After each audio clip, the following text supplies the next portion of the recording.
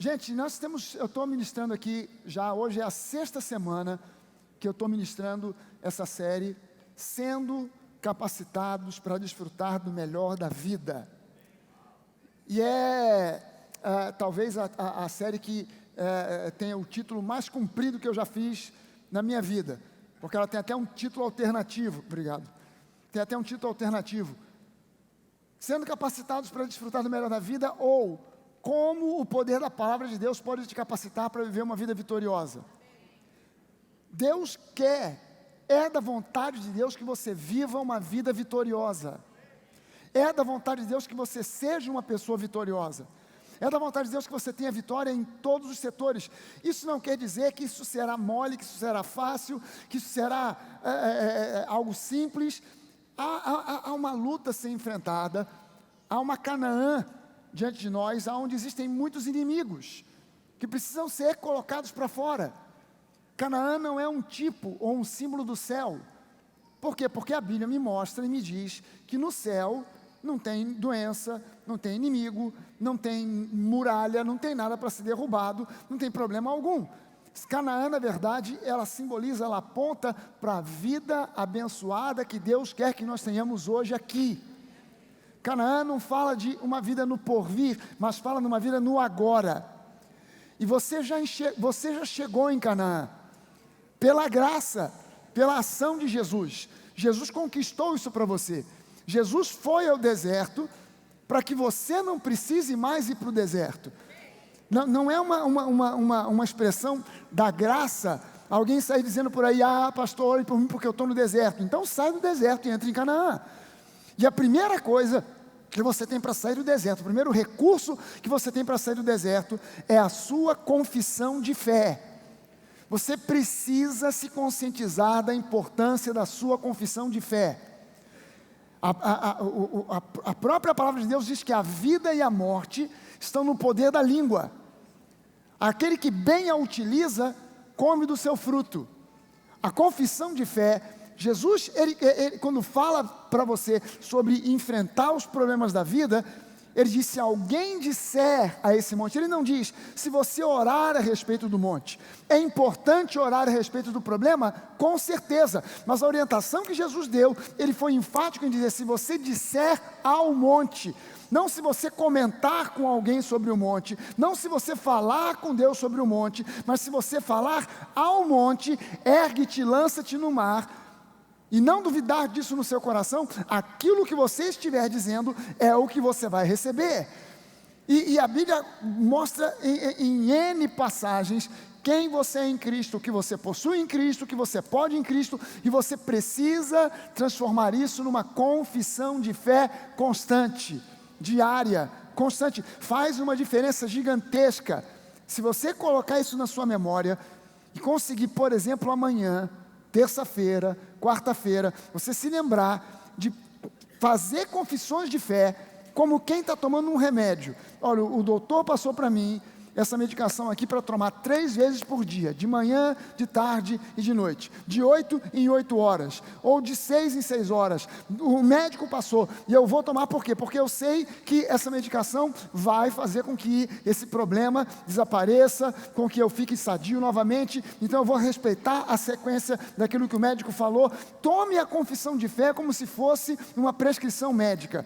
E faça essa experiência de você se lembrar durante o dia, de começar a dizer coisas como, eu sou profundamente amado, eu sou um filho profundamente amado, incondicionalmente amado, eu sou um vencedor, Cristo fez de mim um vencedor, Ele conquistou para mim na cruz do Calvário o direito de uma vida abençoada, a minha vida é uma vida abençoada, os meus problemas têm solução, porque Deus está no controle. Exercite isso, eu sou favorecido. Parta para algum lugar onde você tem que, de repente você está indo para assinar um contrato, de repente você está indo para decidir se o contrato vai ou não ser assinado, de repente você está indo para um lugar onde você precisa de ser favorecido. Vá para aquele lugar declarando, eu sou favorecido, eu sou favorecido, eu sou destinado ao sucesso, Jesus conquistou isso para mim. Você precisa exercitar isso. Você não precisa tanto ouvir sobre isso, quanto você precisa exercitar isso. É uma prática neotestamentária, é uma prática cristã, é o estilo de vida que a Bíblia nos convida a ter. Confessar e mantermos firme a nossa confissão de fé. Por quê? Porque Deus, Ele quer que nós entendamos que somos capacitados para viver uma vida abençoada, para desfrutar do melhor da vida. Amém, gente? Eu disse aqui na semana passada, e eu estou falando aqui nessa série dentro da série. Eu comecei a falar na semana passada sobre bênçãos hereditárias. Bênçãos hereditárias. A Igreja do Senhor Jesus no Brasil, e acredito que em muitos lugares do mundo também, tomou um rumo completamente divergente daquilo que a palavra de Deus diz, em termos de Novo Testamento, em termos de nova aliança. A igreja partiu para falar sobre maldições hereditárias e colocou uma ênfase gigantesca em cima disso. Isso se espalhou como uma praga por tudo quanto é igreja, por várias, tudo não, porque graças a Deus na nossa não chegou, mas isso se espalhou por várias igrejas, maldição hereditária para lá, maldição hereditária para cá, e ainda existem resquícios disso, ainda hoje, em muitas igrejas, no Novo Testamento, na Nova Aliança, não há um versículo sequer, que diga que é possível que um crente genuinamente nascido de novo, que esteja em Cristo, tenha algum tipo de maldição na sua vida. Pelo contrário, a Bíblia nos chama de abençoados. Diz que nós fomos abençoados em Cristo com toda a sorte de bênçãos espirituais. Que Ele nos tem abençoado. Que nós podemos lançar sobre Ele toda a nossa ansiedade, toda a nossa preocupação, porque Ele tem cuidado de nós. Isso não é maldição, isso é bênção. Isso não é maldição, isso é bênção. E a igreja nunca reparou que a Bíblia fala para nós sobre bênçãos hereditárias. E nós vimos que o Novo Testamento diz que você e eu somos herdeiros legítimos de Abraão, que nós temos uma herança, que Jesus se tornou maldição no nosso lugar. Quando você vai à Epístola de Gálatas, Paulo diz que Jesus se tornou maldição no nosso lugar, porque maldito todo aquele, a Bíblia diz, maldito todo aquele que for pendurado em madeiro, para que nós agora pudéssemos desfrutar da bênção de Abraão. E a bênção de Abraão inclui, é uma bênção hereditária, ela vem caminhando ao longo das gerações, e ela passou para nós através de Cristo, amém? Até Jesus, essas bênçãos hereditárias eram pertencentes apenas ao povo judeu, ao povo de Israel, mas a partir de Jesus, em Cristo, elas passaram a pertencer a cada um de nós.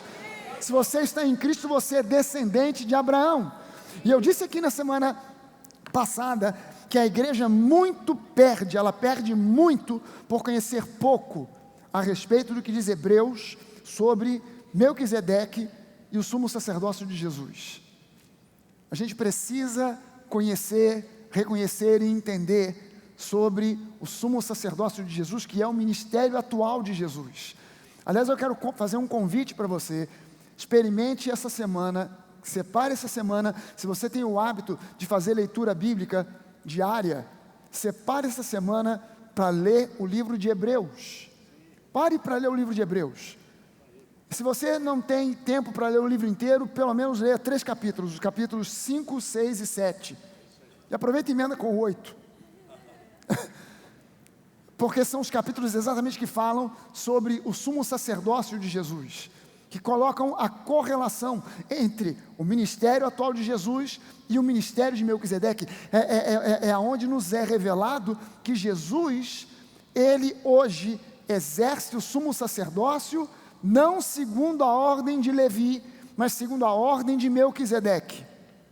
E é preciso que a gente entenda, porque isso faz parte, esse entendimento faz parte do entendimento que nós precisamos para desfrutarmos das bênçãos hereditárias que Deus reservou para nós.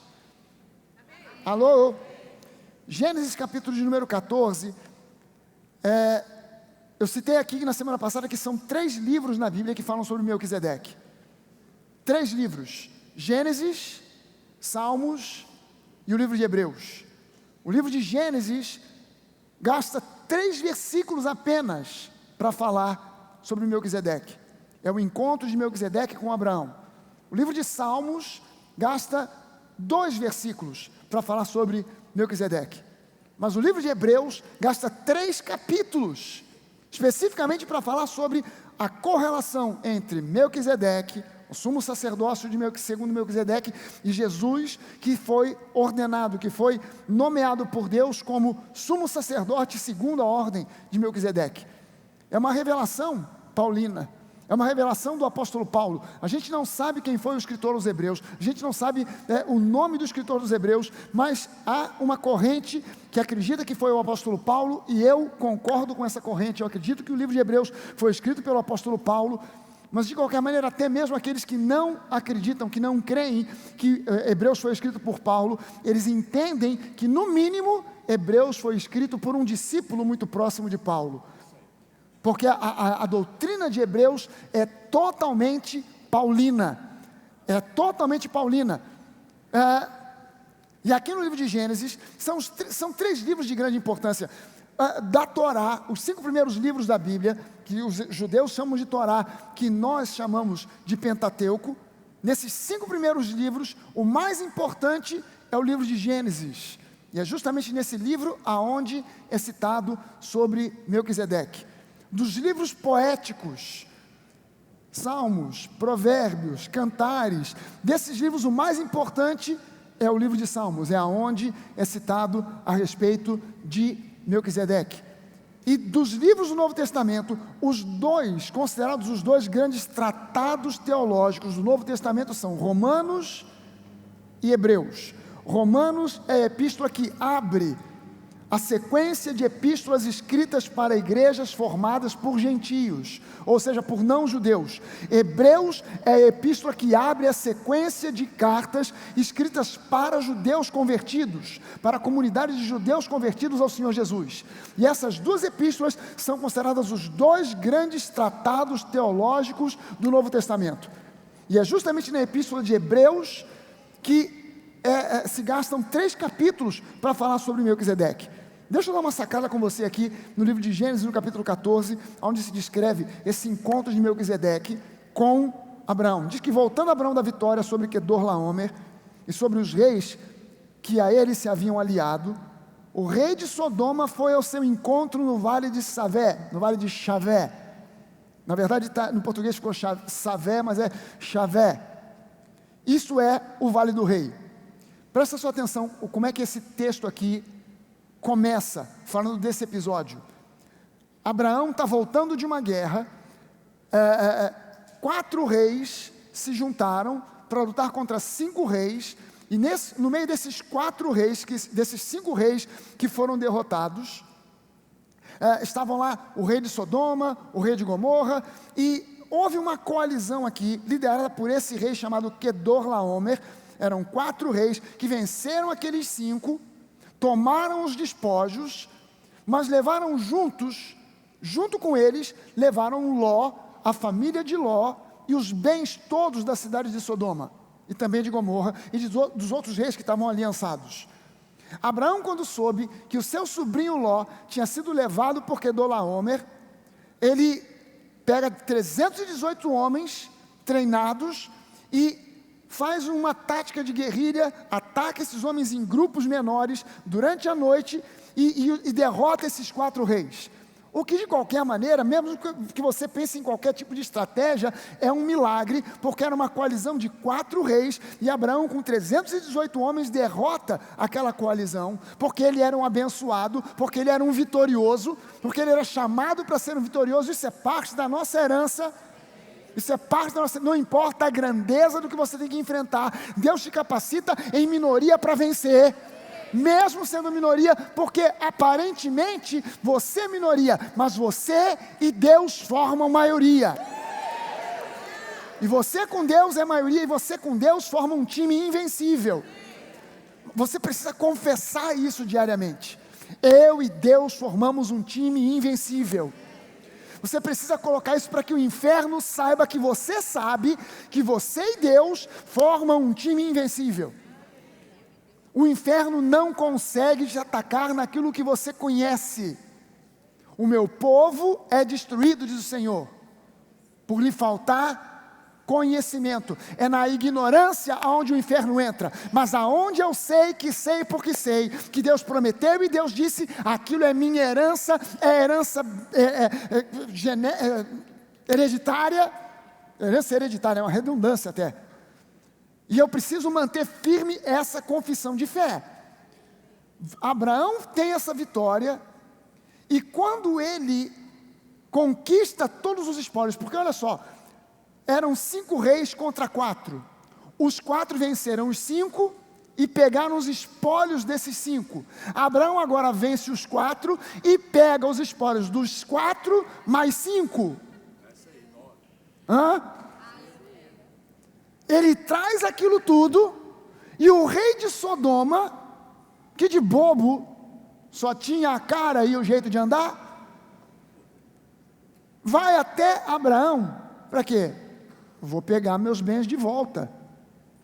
Eu vou lá falar com o cara, vou conversar com ele, vou tentar recuperar alguma coisa. Você consegue entender que o rei de Sodoma é um tipo que aponta para Satanás? Ele vai para Abraão, mas antes que o rei de Sodoma chegue para conversar com Abraão, para fazer esse pedido de recuperação dos seus bens, diz aqui que Melquisedeque, o rei de Salém, o rei de Jerusalém, a cidade de Salém, na verdade, é um nome abreviado da cidade de Jerusalém. Jerusalém é a cidade da paz. O rei de Jerusalém, Melquisedeque, Melech, rei, Shalom, pai, Shalaim, Melquisedeque, o rei de justiça. Eu misturei aqui os nomes. Melech, rei, Tzadik, justo, rei de justiça, um rei de justiça. Esse Melquisedeque, ele não era, alguns acreditam que ele era apenas um rei mesmo, e que ele simboliza ou ele aponta para Jesus. Mas quando você lê o livro de Hebreus, você consegue entender com muita clareza que esse Melquisedeque, sem genealogia, sem pai, sem mãe, sem descendentes, ninguém cita nada a respeito dele, ele aparece do nada e some para o nada, nunca mais a Bíblia cita nada a respeito dele. Ele é uma manifestação pré-encarnada de Jesus. Ele é uma cristofania no Antigo Testamento. Ele aparece, é Jesus aparecendo numa forma humana para Abraão. Ele aparece para Jesus antes do rei de Sodoma, aparece para Abraão antes do rei de Sodoma chegar lá, e diz que ele era sacerdote do Deus Altíssimo, e que ele levou pão e vinho para Abraão. Ele leva pão e vinho para Abraão. Pão e vinho, acredito que você entende, você acabou de tomar a ceia. Pão e vinho são exatamente os elementos da ceia, aquilo que mais tarde seria conhecido como a ceia do Senhor. E Melquisedeque abençoou Abraão dizendo: bendito seja Abraão pelo Deus Altíssimo, Criador dos céus e da terra, e bendito seja o Deus Altíssimo que entregou os seus inimigos em suas mãos. E Abraão lhe deu o dízimo de tudo. Gente, Abraão, ele foi declarado por Deus uma bênção. Se tu uma bênção. Seja você uma bênção. Você, a partir de hoje, Abraão, é uma bênção. Você não é somente um abençoado, você é a bênção. Quem entrar em contato com você, está entrando em contato com a bênção. Isso faz parte da nossa herança. Isso faz parte de bênçãos hereditárias que pertencem a nós. Você e eu somos uma bênção. Eu preciso manter firme a minha confissão de fé, todos os dias dizendo para mim mesmo: eu sou uma bênção, Deus me fez uma bênção. Aonde eu chego, a bênção chegou. Amém? Abraão foi declarado por Deus como uma bênção e se tornou cada vez mais abençoado. Leia só a história de Abraão, vá ao livro de Gênesis e leia a história de Abraão, e você vai ver uma progressão, um crescimento. Você vai ver que Abraão foi um camarada que foi caminhando de glória em glória, ao ponto de no final, por último, dizer que Abraão, a Bíblia vai dizendo que Abraão enriqueceu, depois diz que ele tornou-se riquíssimo, e vai progredindo até chegar no final da história dizendo que Abraão morreu em ditosa velhice. Ele não morreu desesperado, ele morreu em ditosa velhice. A Bíblia não fica falando aqui que ele estava doente, alquebrado, andando, encurvado, sem forças. Não, mas que ele morreu em ditosa velhice. Faz parte da nossa herança. Faz parte da nossa herança. Isso faz parte da sua herança. E a Bíblia diz para nós agora, no Novo Testamento, que você e eu somos chamados por Deus para caminhar, para andar, para viver de glória em glória. Isso fala de progresso. Abraão viveu e andou de glória em glória. Você e eu somos chamados para viver e andar de glória em glória. Isso fala de progresso, de crescimento. Agora dá uma olhada comigo aqui em Hebreus capítulo 6. Diz que existe uma esperança. Hebreus capítulo 6 diz que existe uma esperança que mantém a nossa alma firme e segura, assim como a âncora mantém firme e seguro o barco. Eu peguei uma versão mais contemporânea aqui, para você entender exatamente o que esse texto de Hebreus 6, 19 e 20 diz para nós.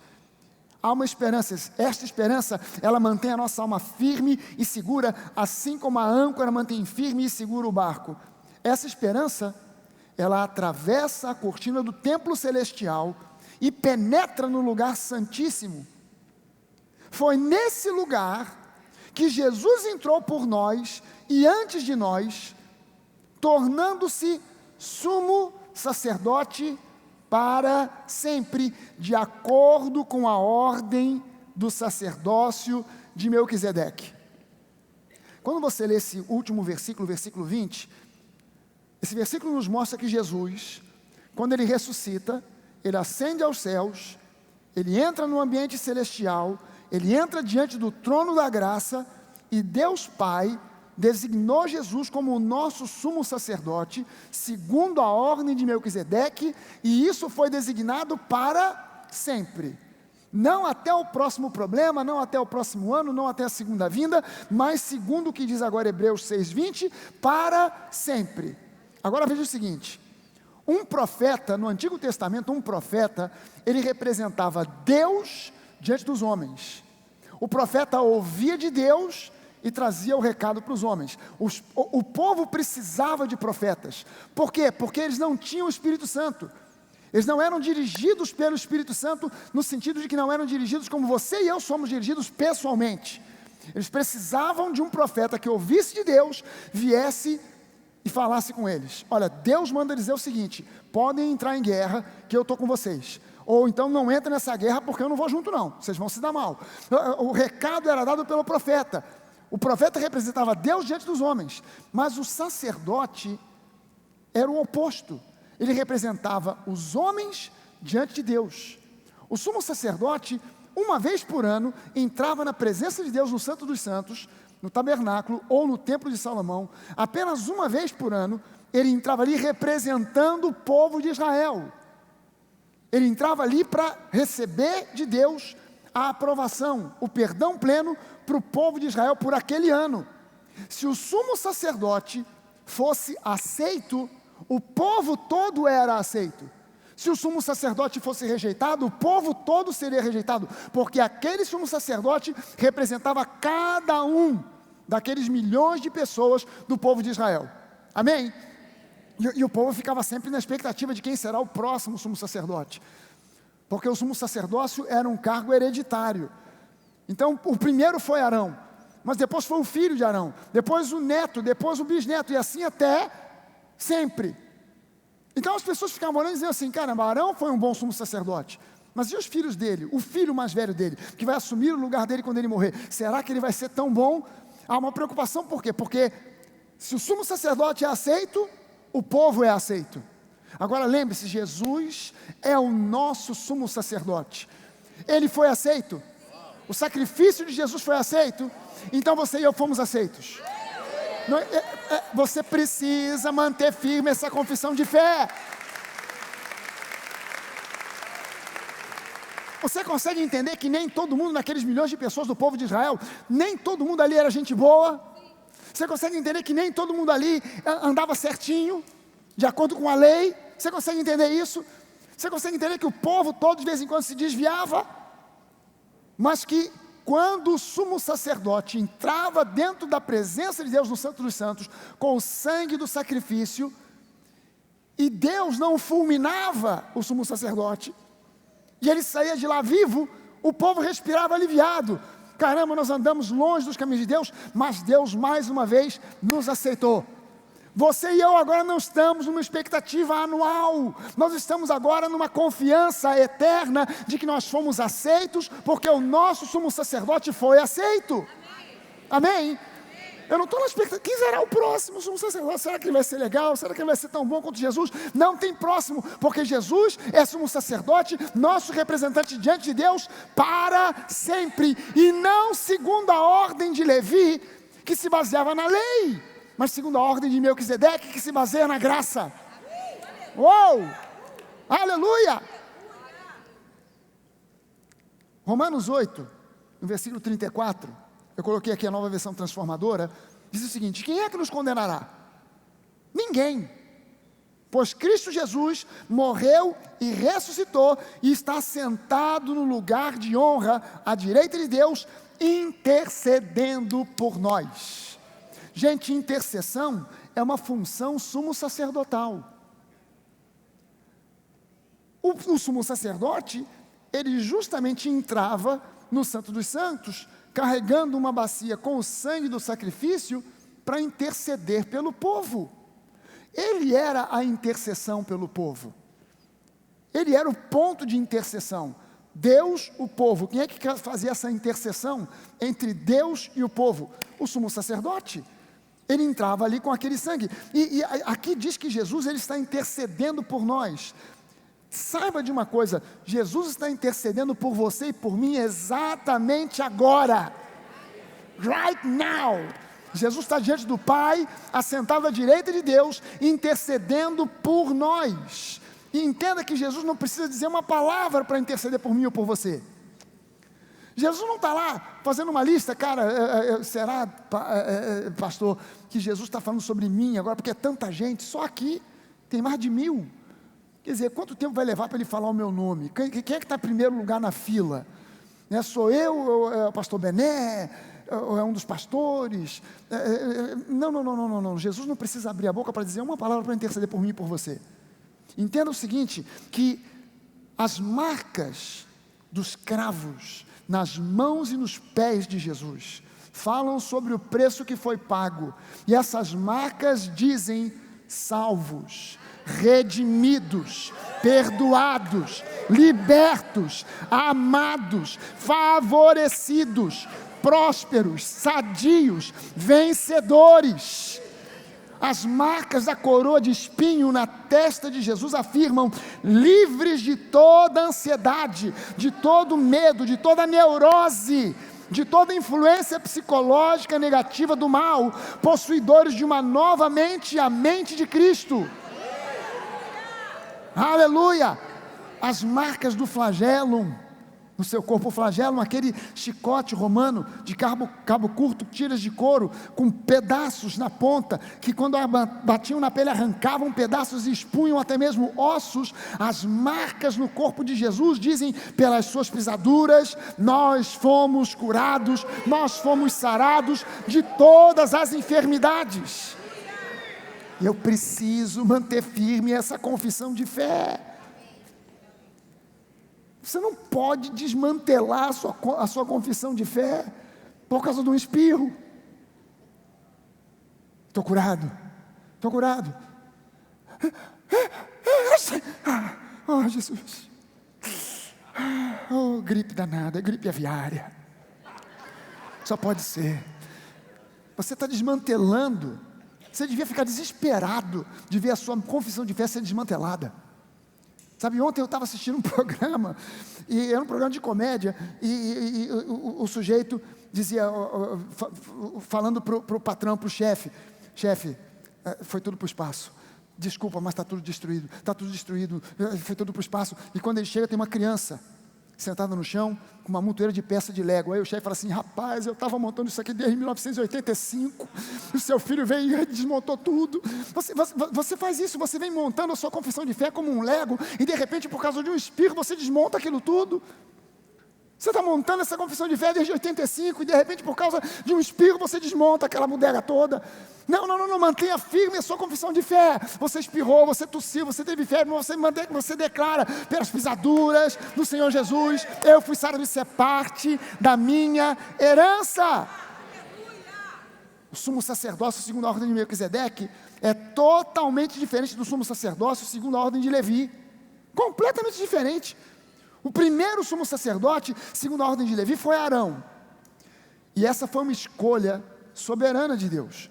Deus foi lá, olhou e chamou Arão. Mas Arão tinha um problema. O problema de Arão é que ele era um ser humano imperfeito e mortal, como eu e você.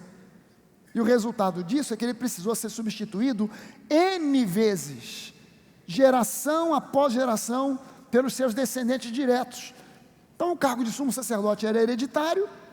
Então Arão um dia ia morrer. Quem que vai ser o próximo? É o filho. Quando o filho morrer, é o neto. Quando o neto morrer, é o bisneto. E assim por diante. E esses descendentes eram tão imperfeitos quanto Arão. E eles necessitavam de prestar sacrifício. A imperfeição deles era tamanha que eles precisavam prestar sacrifício primeiro por eles, depois pelo povo. A instrução que o sumo sacerdote recebia no dia do Yom Kippur é: primeiro, Arão, você vai fazer um sacrifício por você, porque se você esquecer de fazer um sacrifício por você e fizer só o pelo povo, quando você entrar na presença de Deus, você vai cair fulminado. Então você primeiro vai fazer um sacrifício por você, depois você vai fazer um sacrifício pelo povo. E por que ele precisava fazer um sacrifício primeiro por ele? Porque era um ser humano mortal e imperfeito como eu e como você. Jesus, veja bem o seguinte: Arão foi escolhido de uma forma que a gente poderia chamar de aleatória. Não foi uma escolha assim, deixa eu ver aqui em Israel quem é o mais santo, deixa eu ver quem é o mais perfeito, deixa eu ver quem é o mais qualificado, deixa eu ver quem é o mais dedicado, deixa eu ver quem jejua mais, deixa eu ver quem ora mais, deixa eu ver quem conhece a Torá de cor. Não, nem Torá havia ainda. Não, ele escolheu Arão. Arão, você vai ser o sumo sacerdote, e ponto final. Mas Jesus, embora sendo filho, ele foi nomeado por Deus sumo sacerdote, segundo uma outra ordem, a ordem de Melquisedeque, que é uma ordem anterior à ordem de Levi. E entenda o seguinte: a lei passou a existir a partir de Moisés em diante, mas antes de Moisés, a lei não existia. Antes do Monte Sinai, a lei não existia, e Deus se relacionava com o seu povo pela graça. Dê uma olhada no livro de Gênesis. É preciso que você entenda o seguinte: nem tudo que tem no Novo Testamento é graça, e nem tudo que tem no Antigo Testamento é lei. Quando você olha para o livro de Gênesis, quando você olha para o livro de Êxodo, e você vai ver o povo de Israel saiu do Egito conduzido por Deus com mão poderosa, não porque eles mereciam, mas porque Deus ouviu um clamor, porque Deus é Deus que responde a oração. Deus ouviu a oração do povo e respondeu trazendo liberdade. Aí olha só, o povo foi liberto, o povo chega no deserto, caminhando na direção de Canaã. Eles tinham simplesmente que sair dali para ir para Canaã, indo a pé, devagar. Seria uma caminhada de 15 dias. Esse povo começa a caminhar, e no primeiro dia, no segundo dia, no terceiro dia, não sei em que dia foi, mas logo no início eles começam a reclamar: Deus nos trouxe para esse deserto para morrer de sede, para morrer de fome. Era melhor no Egito, porque era melhor no Egito. No Egito vocês estavam tomando chibatada, passando fome, passando miséria, começaram a clamar: eu libertei vocês, e agora vocês estão dizendo que no Egito era melhor? Se fosse pela lei, o que Deus tinha que fazer com esse povo? Toma! Deus manda uma rocha. Veio uma rocha que a Bíblia diz que acompanhava esse povo, e dessa rocha fluía água. E essa rocha era Cristo. Agora tu imagina o povo andando em uma rocha assim atrás, da onde fluía a água, para o povo não morrer de sede. Mas se fosse pela lei, não iam receber água, receber o oposto da água. O que? Fogo consumidor. O povo beberam água, continuaram caminhando. Então agora é com fome. Nós queremos carne. Não aguentamos mais nós estamos com fome, nós estamos com fome. Deus mandou maná. O que Deus devia mandar? Raio, trovão, granizo. O que Deus mandou?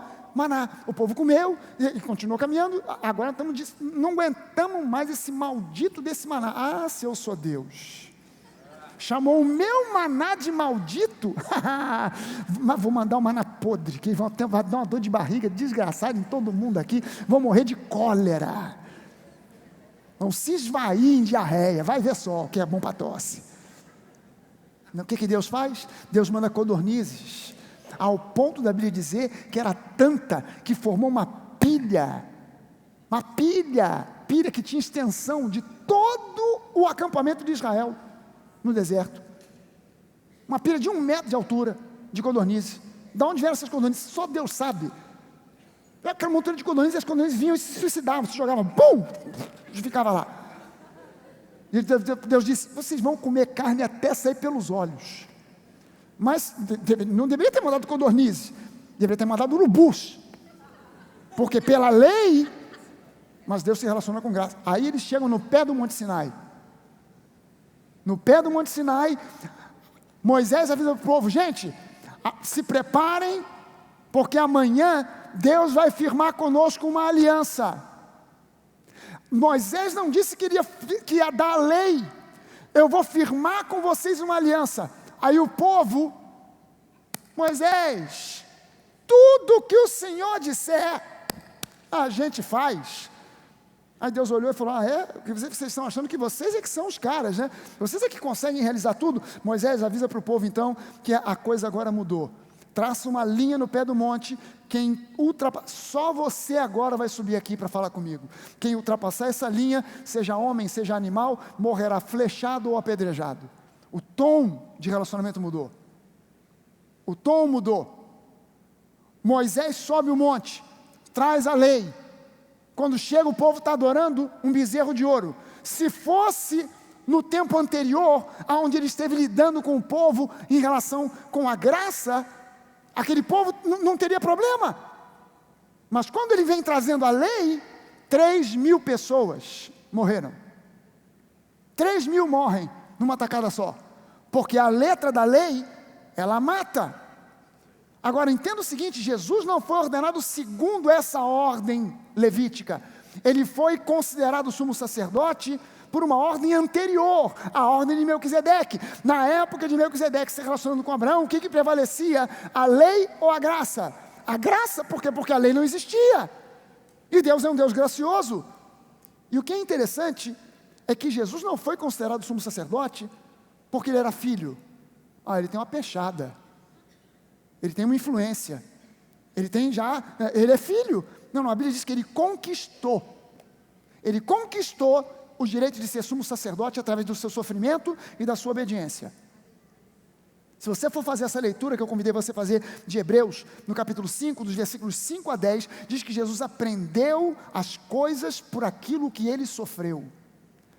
Jesus pagou um preço de se tornar um ser humano, ter que aprender a ler, ter que aprender a escrever, ter que decorar versículo como você e eu, ter que decorar a Torá. Ele pagou um preço, ele se tornou como um de nós, o Criador virou criatura. E de repente, a Bíblia diz agora no capítulo 5 de Hebreus, que ele aprendeu as coisas que aprendeu através do seu sofrimento, e que por causa da sua obediência, não por causa da sua posição como filho, mas por causa da sua obediência ao Pai, então o Pai o designou como sumo sacerdote, segundo a ordem, não de Levi, mas segundo a ordem de Melquisedeque. O sumo sacerdote da antiga aliança, ele estava indissoluvelmente ligado à tribo de Levi. Os reis da antiga aliança estavam indissoluvelmente ligados à tribo de Judá. Todo sacerdote vinha da tribo de Levi. O sumo sacerdote da família de Arão. Arão era da tribo de Levi. Moisés era da tribo de Levi. Todo sacerdote vinha da tribo de Levi. Todo sumo sacerdote vinha da família de Arão. Todo rei era da tribo de Judá. Davi era da tribo de Judá. Todos aqueles reis que você vê designados no Novo Testamento no reino de Judá, os descendentes de Davi, todos eles da tribo de Judá. Mas em Melquisedeque o sacerdócio e a realeza eram unificados. Melquisedeque era sumo sacerdote, sacerdote do Deus Altíssimo, e era também rei de Salém. Isso, na lei, isso nunca aconteceu. No tempo da lei isso não aconteceu. Sacerdote era sacerdote, rei era rei. Davi não era sacerdote, Saul não era sacerdote, Samuel não era rei, Isaías não era rei. Então é preciso que a gente entenda que havia essa separação, mas em Melquisedeque essas funções eram unificadas. Hoje, Jesus, porque Ele é sumo sacerdote segundo a ordem de Melquisedeque, Ele é nosso sumo sacerdote, mas Ele também é rei dos reis. E por isso, você e eu, porque nós estamos em Cristo e Cristo está em nós hoje somos sacerdotes, Jesus é sumo sacerdote, você e eu somos os sacerdotes do Deus Altíssimo. Nós estamos assentados com Cristo em lugares celestiais para reinar em vida. Para reinar em vida. Porque em Cristo, novamente, o sacerdócio e a realeza são reunificados. Sobre o sacerdócio de Melquisedeque, diferentemente do sacerdócio levítico, no sacerdócio de Levi, havia bênçãos e maldições. Obediência, bênção. Desobediência, maldição. Debaixo do sacerdócio de Melquisedeque, as maldições ficam fora. Porque Melquisedeque tem um ministério abençoador, que reverte as maldições. Melquisedeque não disse para Abraão: Abraão, seja abençoado enquanto você estiver andando aí em obediência, senão virão sobre ti todas essas maldições. Não, Levi traz isso. Escreve aí, Moisés: se vocês me ouvirem, derem voz aos meus mandamentos e obedecerem, virão essas bênçãos sobre você. Deuteronômio 28.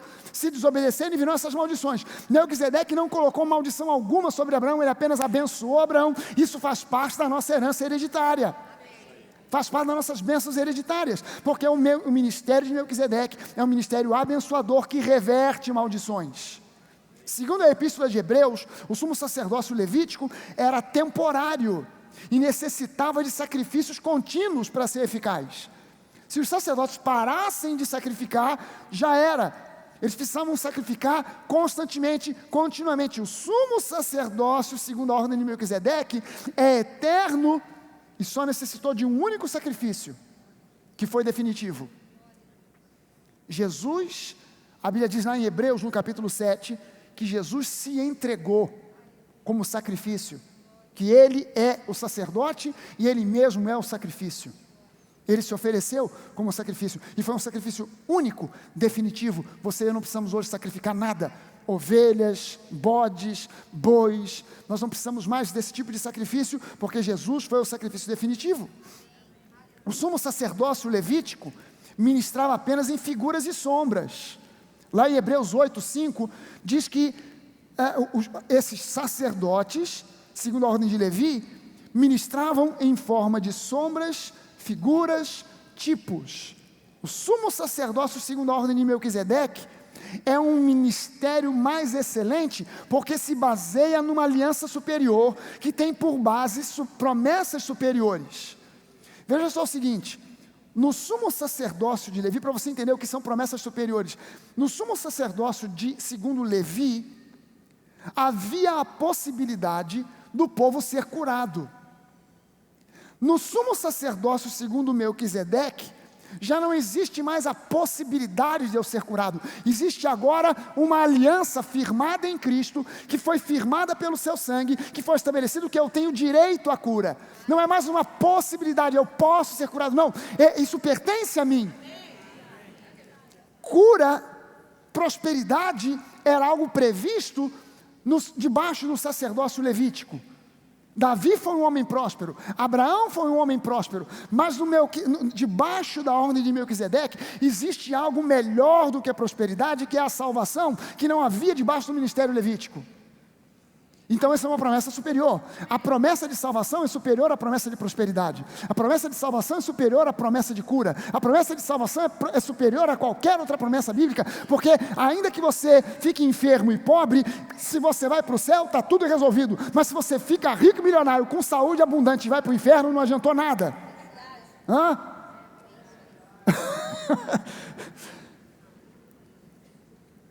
O sacerdócio levítico estava inteiramente ligado à antiga aliança. O sumo sacerdócio, segundo a ordem de Melquisedeque, aponta diretamente para a nova aliança, que é a aliança na qual nós estamos. O sumo sacerdote, segundo a ordem de Levi, nunca descansava, nunca. Você já reparou uma coisa? Quando você lê sobre o templo, quando você lê sobre o tabernáculo, não tinha um banquinho, tinha só altar. Altar disso, altar daquilo, altar de incenso, altar de sacrifício. Tinha, até mesa tinha, mas banco para sentar não tinha. O sumo sacerdote, por mais cansado que estivesse, não tinha onde sentar. Ele não podia descansar. Ele tinha que estar o tempo inteiro trabalhando, agindo, fazendo. Jesus, o sumo sacerdote, segundo a ordem de Melquisedeque, se assentou à direita do trono da majestade nos céus. Aquilo que o sumo sacerdote, segundo a ordem de Levi, nunca podia fazer, que era sentar para dar um tempo, Jesus se assentou e está hoje assentado. Jesus não está no céu andando diante do trono do Pai, preocupado, ansioso como é que vai ser, a crise é braba lá no Brasil, meu pai, parece que vai explodir para todo lado, ai, a Europa, a França, e o negócio está estreito, está complicado, está difícil, o euro, o dólar, meu pai, vamos uma providência. Jesus não está preocupado com absolutamente nada, ele está assentado numa posição de descanso, e a Bíblia diz que você e eu estamos assentados com ele em lugares celestiais. Por isso Pedro diz para nós, lançando sobre ele toda a ansiedade, porque ele tem cuidado de vós. Mas eu preciso manter firme essa minha confissão de fé. Deus tem cuidado de mim. Deus está cuidando de mim. Será que você pode dizer isso agora? Deus está cuidando de mim. Os sacerdotes, segundo Levi, eram homens sujeitos à fraqueza. Hebreus 7, 28, diz que aqueles eram homens sujeitos à fraqueza, mas Jesus, que foi constituído nosso sumo sacerdote, segundo a ordem de Melquisedeque, ele é santo, ele é inculpável, sem mácula, feito mais alto que os céus, perfeito para sempre. Nós não temos um sumo sacerdote que tem que sacrificar por si, para depois sacrificar por nós. Nós temos um sumo sacerdote que já fez o sacrifício perfeito, que está assentado à direita de Deus, e ele é perfeito, intercede por nós de forma perfeita, e nos aperfeiçoa dia após dia. Veja bem o seguinte, na lei, primeiro você obedecia, e somente depois Deus abençoava. A graça funciona de modo diferente. Deus hoje não depende da sua obediência para te abençoar, Ele depende da obediência do nosso sumo sacerdote, Jesus, que foi obediente até a morte e morte de cruz, e Ele hoje nos representa diante do Pai. Quando Deus procura por obediência, Ele não olha para mim, Ele não olha para você, Ele olha para Jesus. Amém? Ele é o nosso representante. Agora lembre-se, isso aqui é importante, é uma chave para você entender sobre a sua herança hereditária. A fé sem obras é morta. Diga para a pessoa que está do seu lado, meu irmão, agora o bicho vai pegar.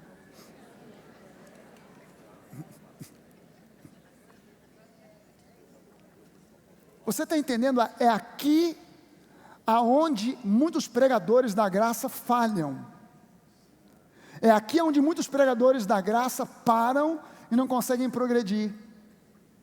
É o fato de que tudo já foi realizado em Cristo, mas que a fé sem obras é morta. Eu posso acreditar em tudo o que a Bíblia diz a respeito do trabalho completo de Jesus, do trabalho perfeito de Jesus, mas eu preciso me lembrar que a fé sem práticas que corroborem essa fé, papo furado. Esse é o grande problema da maioria dos crentes. Conhecem doutrinas, mas não tem prática das doutrinas que pregam. E é exatamente aqui aonde a coisa é o ponto de guinada para uma vida vitoriosa. A prática daquilo que Jesus conquistou para nós. Então, as nossas boas obras, preciso que você entenda isso, as nossas boas obras, as nossas boas ações, não são um meio de obter as bênçãos de Deus. Por quê? Porque Jesus já realizou tudo, tudo está disponível para mim. Amém? As minhas boas obras não são um meio de obter aquilo que Jesus já obteve para mim, através de um trabalho sacrificial intensíssimo. Mas as minhas e as suas boas obras são uma resposta à bondade, ao amor e à graça de Deus.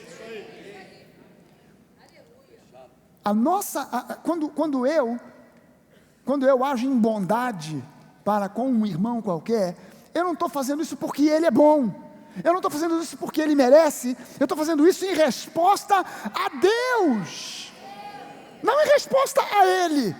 Mas você vai abençoar aquele irmão? Olha, eu vou te contar, hein? Tu vai se arrepender. O cara é ingrato, já abençoei a vida dele, não foi assim, não foi com a roupa não, foi com grana. Botei no envelope, disse em nome de Jesus. Sabe o que ele me disse? Nada, nem um obrigado. Wait a minute. Você estava fazendo para os homens ou estava fazendo para Deus? Porque a Bíblia diz que o teu Pai Celeste vê as tuas boas obras e Ele vai recompensar as tuas boas obras quando você fizer não para aparecer para os homens, mas quando você fizer para Ele. Por isso a Bíblia diz, você é servo, sirva ao seu patrão como se você estivesse servindo a Deus, não como quem serve a homens. Se eu for olhar para isso, eu vou cair no sacerdócio levítico. Esse merece, aquele não merece, esse aqui eu abençoo, aquele ali eu mato, em nome de Jesus, aleluia.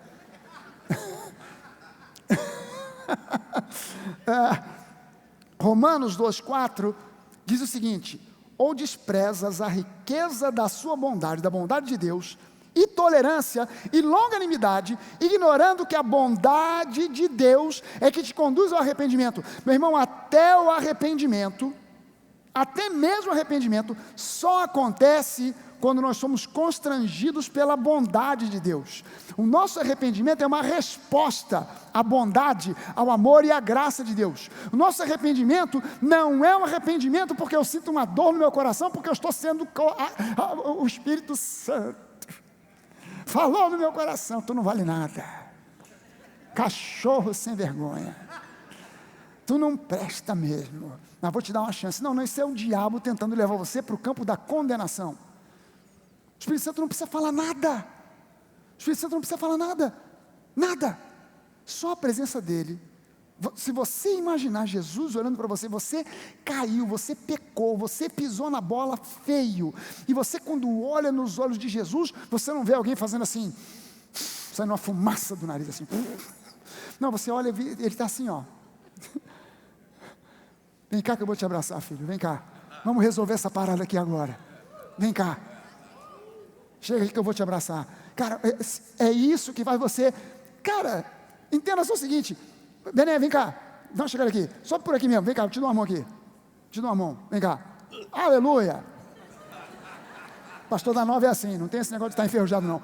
Tu imagina o seguinte, está aqui Jesus, eu pisei na bola, eu vacilei, eu ainda nem confessei nada, eu não estou ainda arrependido de nada, eu estou simplesmente meditando no seguinte, cara, eu pisei na bola, mas foi bom demais, né? Venhamos e convenhamos, não foi tão ruim assim, e Jesus está olhando para mim, não com uma cara amarrada, não com uma cara cheia de raiva, mas está olhando para mim com um olhar de compaixão, de braços abertos. Ele me atrai a Ele, e se eu não vou a Ele, Ele vem a mim, e Ele vem para me abraçar. Cara, se eu receber esse abraço de Jesus, isso me constrange, isso é que faz com que eu olhe e diga, oh Jesus, eu pisei na bola mesmo, Cara, obrigado, Jesus. Mas entenda isso. Por que é graça? Porque a ação de Deus sempre precede a nossa. Você não se arrepende porque você se antecipou a Deus e foi a Ele. Não, Ele é que veio atrás de você. Ele que se manteve ao seu lado. Ele que se manteve ali querendo te pegar e te abraçar, para constranger o teu coração, porque você fala, caramba, eu não mereço, eu não merecia nada, eu merecia ser chamado de cachorro, vagabundo, desgraçado, e Ele me chama de filho amado, em quem eu me comprazo. Caramba, se isso não constranger o seu coração, então você não tem remédio mesmo, seu lugar é o inferno. Aleluia.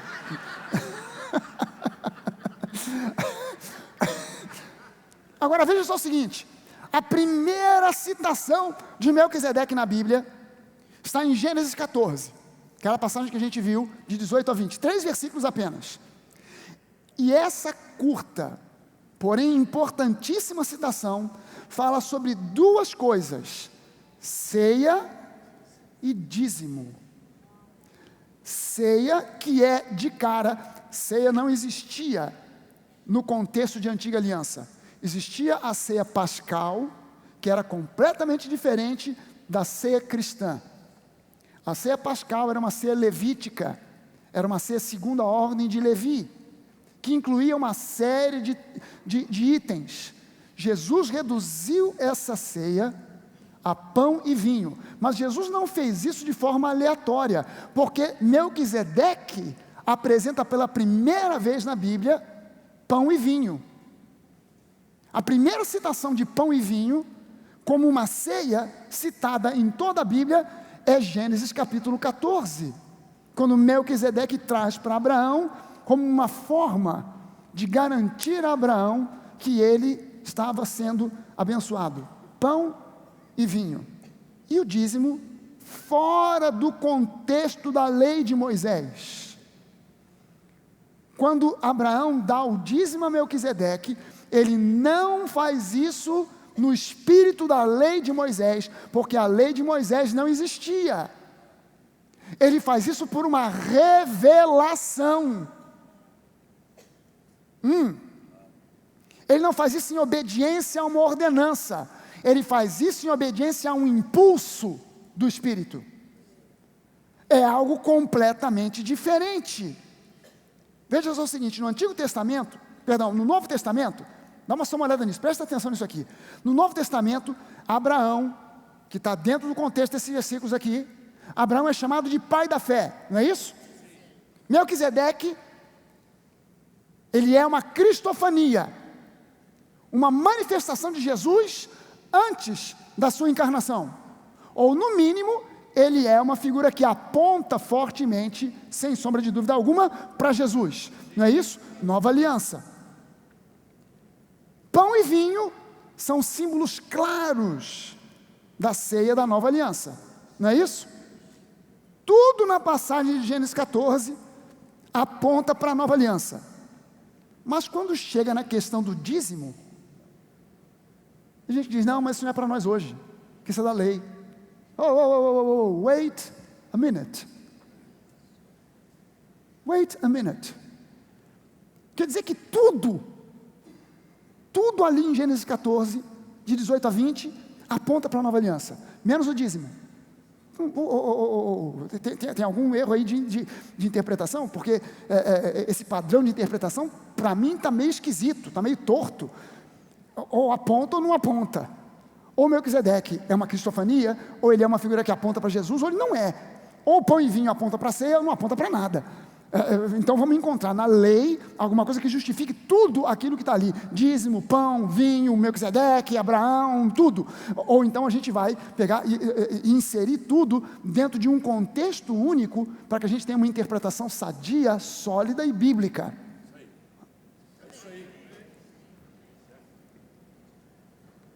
Somente entenda o seguinte: o seu dízimo e as suas ofertas não podem jamais funcionar como uma espécie de moeda de troca com Deus, porque eles são uma resposta de generosidade ao amor e à graça de Deus. Na lei era diferente. Tanto dízimos como ofertas não eram uma resposta de generosidade. Alguém tropeçou ali no degrau? Olha esse degrau, gente, por favor. Não foi o degrau, não? Ah, tá, ok. Então leva ali atrás. Pastor Luciano vai lá dar uma assistência também. Ok. Presta atenção aqui, a gente vai dar uma assistência ali sem problema, ok? Entenda o seguinte, o seu dízimo hoje, o dízimo segundo a lei, dentro do espírito da lei, o dízimo funcionava da seguinte forma: ou você obedece ou você está debaixo de maldição. Mas as ofertas também. Não era diferente com as ofertas. Ou você ofertava, porque havia 5 tipos de oferta, e desses 5 tipos de ofertas que são descritos em Levítico, dos 5, 3 eram compulsórios. Só 2 ofertas eram voluntárias. As outras eram compulsórias, eram obrigatórias. Ou você dizima e você oferta, ou você está lascado, ou você está debaixo de maldição. Quando você agora entende e olha para o ministério de Melquisedeque, você entende que as suas ofertas, o dízimo de Abraão não foi uma resposta a uma lei, foi uma resposta generosa à graça e ao amor de Deus. Nosso dízimo não funciona como moeda de troca. Há pessoas que têm essa mentalidade ainda de moeda de troca. Senhor, se eu vender o meu apartamento, eu te darei o dízimo. Você está pensando que Deus é corretor de imóvel?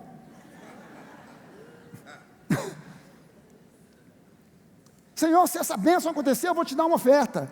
Porque você está querendo subornar Deus. Está querendo comprar o favor de Deus. Não. Você, é preciso haver uma mudança de mentalidade. Lá em Hebreus, no capítulo 5, os versículos de 10 a 14, diz assim: e Deus nomeou Jesus. Está tudo bem? Tá ok. E Deus o nomeou sumo sacerdote, segundo a ordem de Melquisedeque. Presta atenção agora no versículo 11. A esse respeito, a respeito de quê? A respeito do sumo sacerdócio de Jesus, segundo a ordem de Melquisedeque. A esse respeito, a respeito de Jesus como sumo sacerdote, a respeito de Melquisedeque, nós temos muitas coisas a dizer, coisas que são difíceis de explicar, porque vocês ficaram com preguiça de ouvir. Pois quando vocês já deviam ser mestres, levando em conta o tempo decorrido, vocês têm novamente necessidade de alguém que lhes ensine quais são os princípios elementares dos oráculos de Deus. Sacerdócio, segundo Melquisedeque, é princípio elementar. Quando ele está falando dos princípios elementares aqui, não está falando necessariamente ou primariamente sobre fé, arrependimento, batismo, mas sobre o sumo sacerdócio segundo a ordem de Melquisedeque, porque a esse respeito nós teremos muitas coisas para falar, mas vocês se tornaram tardios em ouvir, ficaram preguiçosos de ouvir, e aí vocês têm necessidade novamente de alguém lhes ensine quais são os princípios elementares dos oráculos de Deus, passaram a ter necessidade de leite e não de alimento sólido. Ora, todo aquele que se alimenta de leite é inexperiente na palavra da justiça, porque é criança, mas o alimento sólido é para os adultos, para aqueles que pela prática. Você está entendendo aqui que ele está falando sobre 2 coisas, princípios que você aprende e conhece, mas que você põe em prática, porque a fé sem obras é morta. E ele está dizendo o seguinte: aquele que nem sequer conhece os princípios, esse é um bebê. Aquele que conhece, mas não pratica, é criança. Porque o adulto espiritual é aquele que conhece o princípio e pratica, e o coloca em prática. Aqueles que o alimento sólido é para os adultos, que pela prática têm as suas faculdades exercitadas para discernir não somente o bem, mas também o mal. Então presta atenção no seguinte: Gênesis 14, de 18 a 20, nos mostra apenas 2 práticas, só 2. Melquisedeque serviu pão e vinho a Abraão e o abençoou, primeira prática. Segunda prática, Abraão deu o dízimo. Abraão não pagou o dízimo, Abraão deu o dízimo, porque quem paga, paga uma dívida, mas quem dá, está ofertando de coração.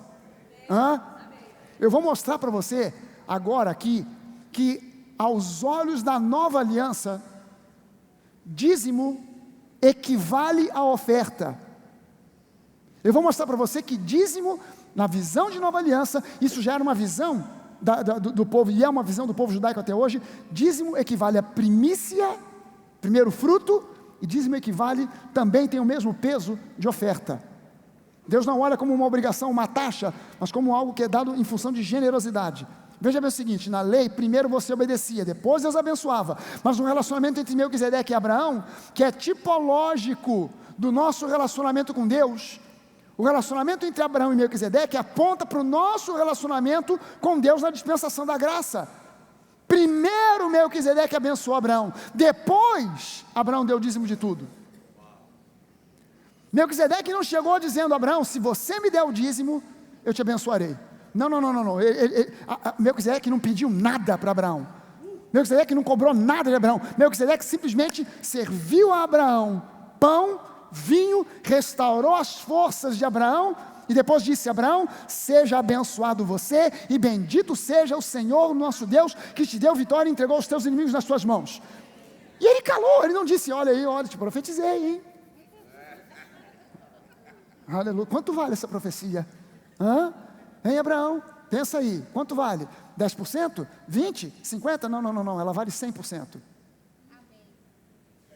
E Abraão então, em função de generosidade, não de uma obrigação, pegou 10% dos espólios. Lembre-se dos espólios, de quantos reis eram os espólios?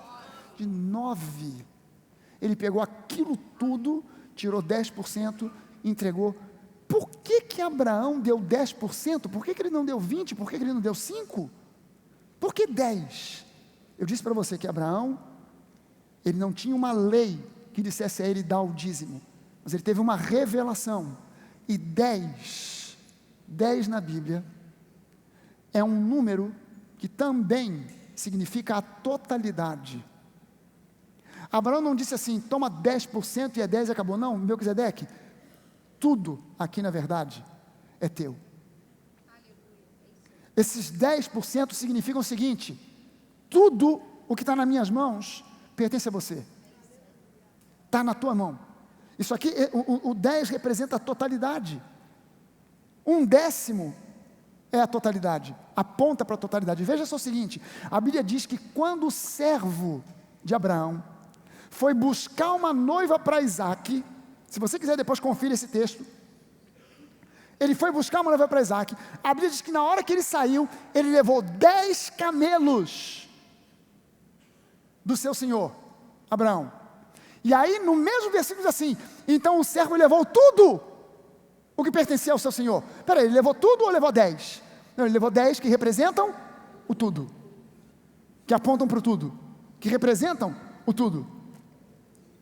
Primeiro Melquisedeque abençoou, depois Abraão deu o dízimo. Ouça isso aqui: um genuíno filho que sabe que é amado. E quem sabe que é amado aqui por Deus, diga amém.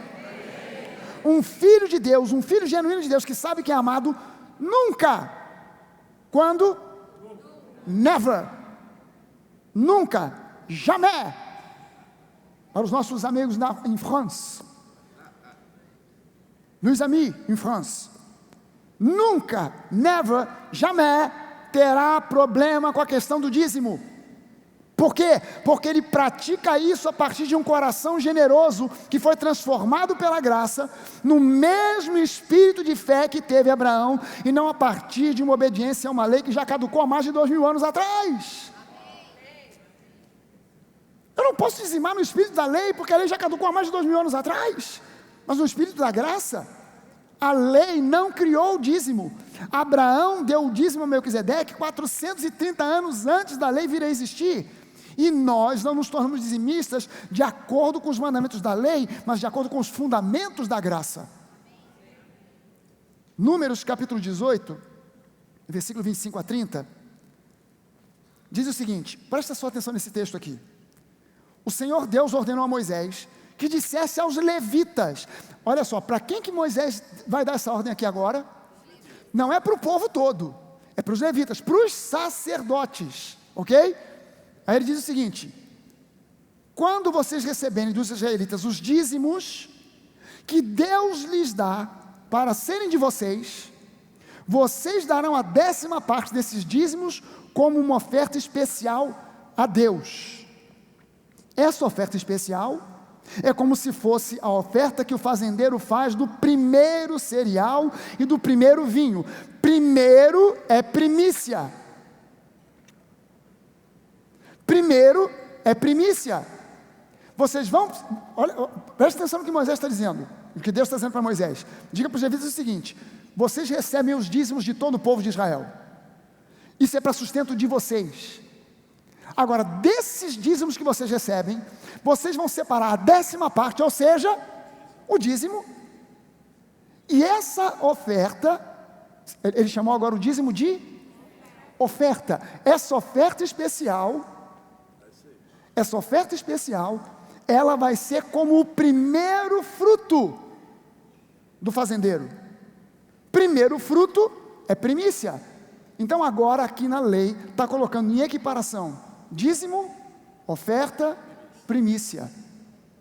Eu quando digo para você que dízimo e primícia é a mesma coisa, porque em alguns lugares tentam se separar as duas coisas. Primícia é uma coisa, primícia é um tipo de dízimo que vem em primeiro lugar. Agora olha só o que ele diz aqui: assim, de todos os dízimos que vocês receberem dos israelitas, vocês darão também uma oferta especial que pertence a Deus, o Senhor. Pertence a quem essa oferta? A Deus. Agora olha só, vocês deverão entregá-la ao sacerdote Arão. Espera aí, é de Deus ou é de Arão?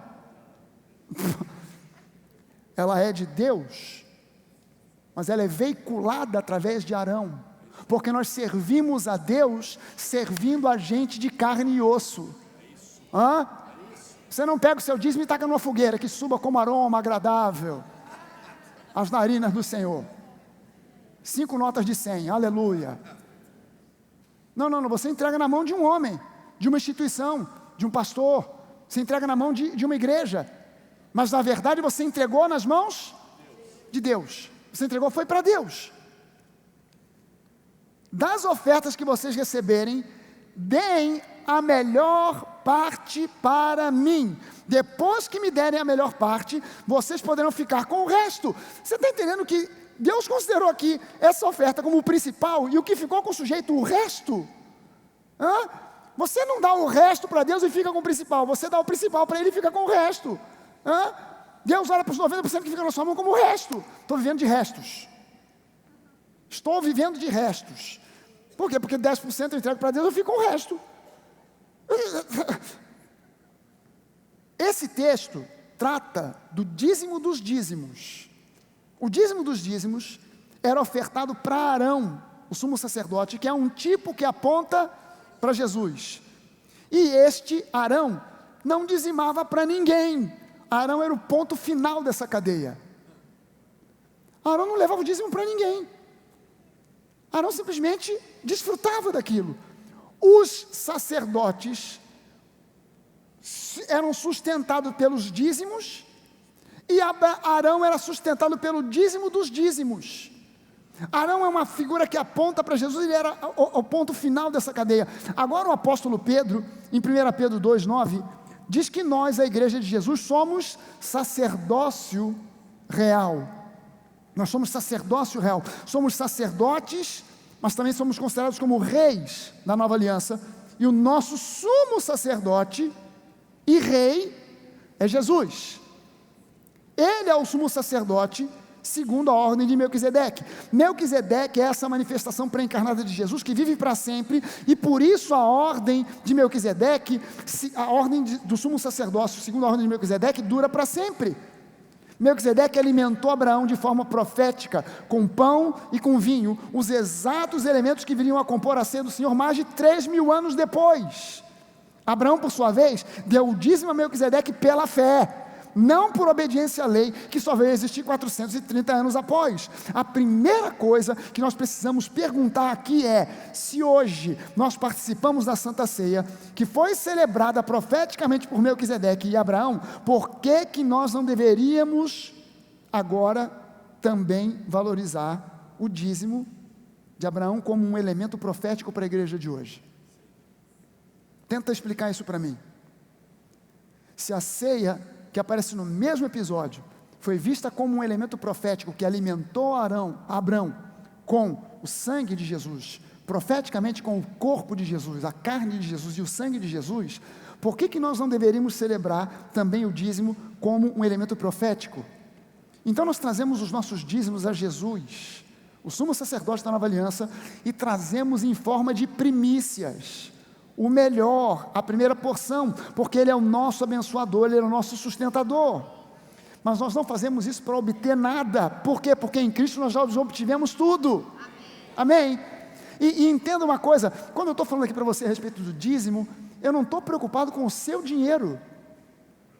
Se você tem preocupação com o seu dinheiro, compre uma carteira daquela que tem fecheclé, para você fechar, não se preocupa. Se há uma coisa que nós aqui na Nova, a começar por mim, não temos nenhuma preocupação, é com relação com quem é dizimista, quem não é dizimista, quem oferta, quem não oferta, quem oferta maior, quem oferta menor. A gente trata melhor quem oferta mais, trata pior quem oferta menos. Aqui não existe esse troço. A gente não está preocupado com o dinheiro. Deus tem suprido as necessidades de uma forma milagrosa, a cada semana, a cada dia. Deus tem feito milagres um após o outro nessa área financeira. Nossa preocupação não é essa. A nossa preocupação é simplesmente que você entenda a revelação do que o dízimo significa, para que você não fique aí sendo influenciado por qualquer outro ensino estranho e diferente desse, que muitas vezes é ministrado numa boa vontade.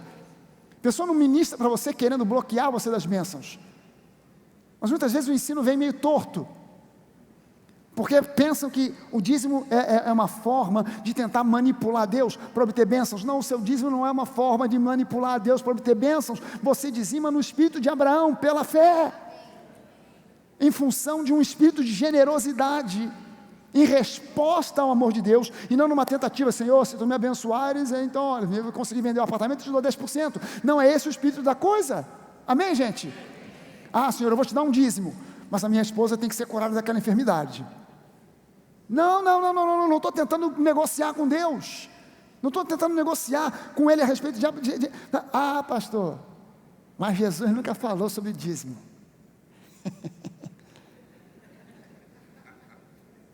Lucas 11:42, Jesus diz o seguinte: mas ai de vocês, fariseus, porque vocês dão o dízimo da hortelã, da arruda e de todas as hortaliças, e desprezam a justiça e o amor de Deus. Vocês deveriam fazer estas coisas sem omitir aquelas. Olha só o que Jesus está dizendo: ai de vocês, fariseus, porque vocês dão o dízimo de tudo, em detalhes, até de uma erva vagabunda que nasce lá no canto do quintal, vocês vão lá e dão dízimo, mas desprezam a justiça e o amor de Deus. E vocês deveriam praticar a justiça e o amor de Deus sem desprezar essas outras coisas, não é trocar uma coisa pela outra. Então vamos exercitar justiça e amor e vamos esquecer o dízimo. Porque o que eles estavam fazendo era isso: vamos dizimar e vamos esquecer justiça e amor. Não, nós vamos praticar uma coisa e a outra. Nós vamos praticar as duas coisas. Mas pastor,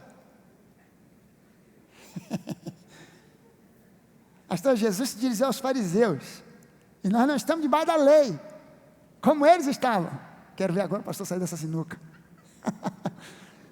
Que eu saiba, não sei se você vai concordar comigo, mas que eu saiba, até o pouco que eu sei, gente, deixa eu te dizer uma coisa,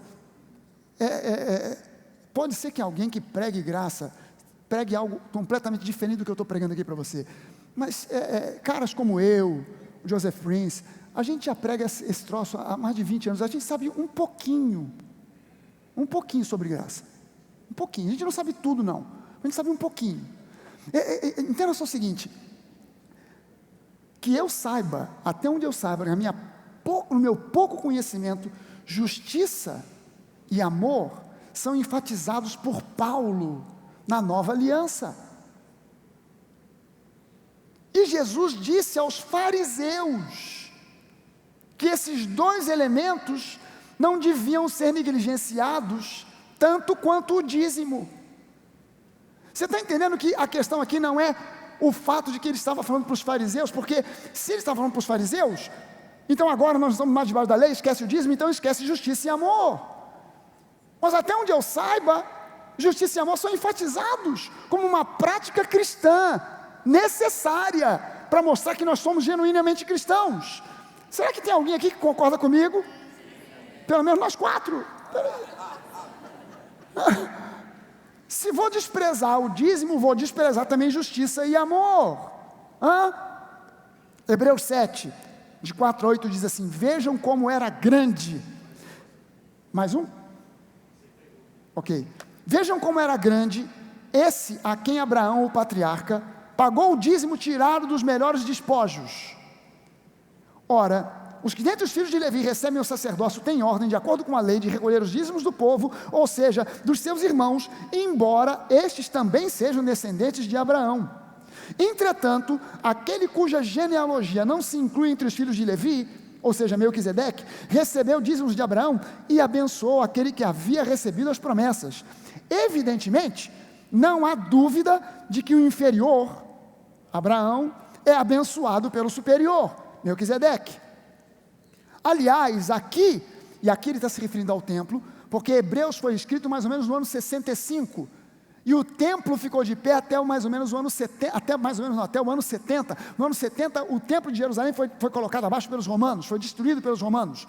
Então, quando Paulo escreve Hebreus, o templo ainda estava de pé, e os sacrifícios estavam sendo feitos ali todo santo dia.